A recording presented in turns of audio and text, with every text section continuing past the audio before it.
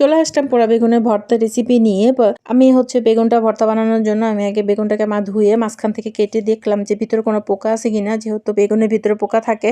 তো আমি আগে নিশ্চিত হওয়ার জন্য বেগুনটাকে দেখলাম যে পোকা আছে কিনা, দেখলাম নাই। তো আমি বেগুনটার মধ্যে তেল মাখিয়ে নিলাম। তেল মাখিয়ে এখন হচ্ছে চুলার মধ্যে, জ্বলন্ত চুলার মধ্যে বেগুনটা দিয়ে দিলাম। বেগুনটা দিয়ে আমি এপাশ থেকে ওপাশ, ওপাশ থেকে এপাশ আমি ভালো করে নেড়ে চেড়ে দিচ্ছি, না হলে উল্টে পাল্টে দিচ্ছি, না হলে কিন্তু বেগুনটা দেখা যাবে পাশে সিদ্ধ হবে, আরেক পাশে সিদ্ধ হবে না। তাপটা যেহেতু বেগুনের চারপাশে সমানভাবে লাগে, এই জন্য আমি বেগুনটা হচ্ছে ভালো করে উল্টে পাল্টে দিচ্ছি।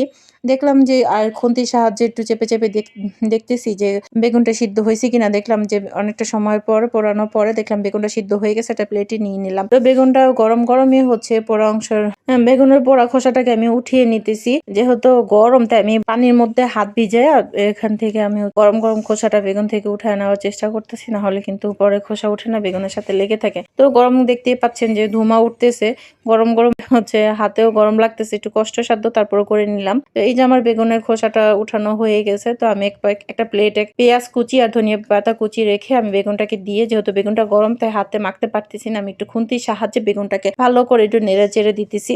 যখন দেখলাম যে বেগুনটা একটু ঠান্ডা হয়ে গেছে, একপাশে আমি একটু পরিমাণ মতো লবণ নিয়ে পেঁয়াজ কুচিটাকে ডলে তার সাথে হচ্ছে ধনিয়া পাতা কুচি একসাথে ডলে নিলাম।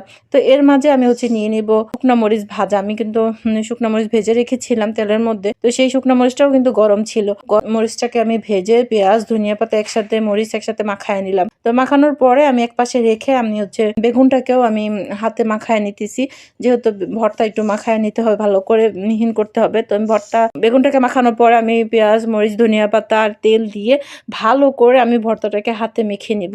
ভর্তা কিন্তু যত মাখবেন ততই বেশি মজা লাগে। তো আমার হাতে ভর্তাটা মাখানো হয়ে গেছে। তো এখন এর মধ্যে আমি একটা মরিচ দিয়ে দিলাম। এই যে ভর্তাটা কমপ্লিট। তো চলে আসলাম ভর্তা দিয়ে গরম গরম ভাত খাওয়ার জন্য। সত্যি কথা বলতে কি এত সুন্দর স্মেল আসতেছে, মানে একটা স্মোকিং স্মেল। আর একটা বেগুন ভর্তা দিয়ে আপনি এক প্লেট ভাত খেতে পারবেন, আর অন্য কোনো কিছু লাগবে না।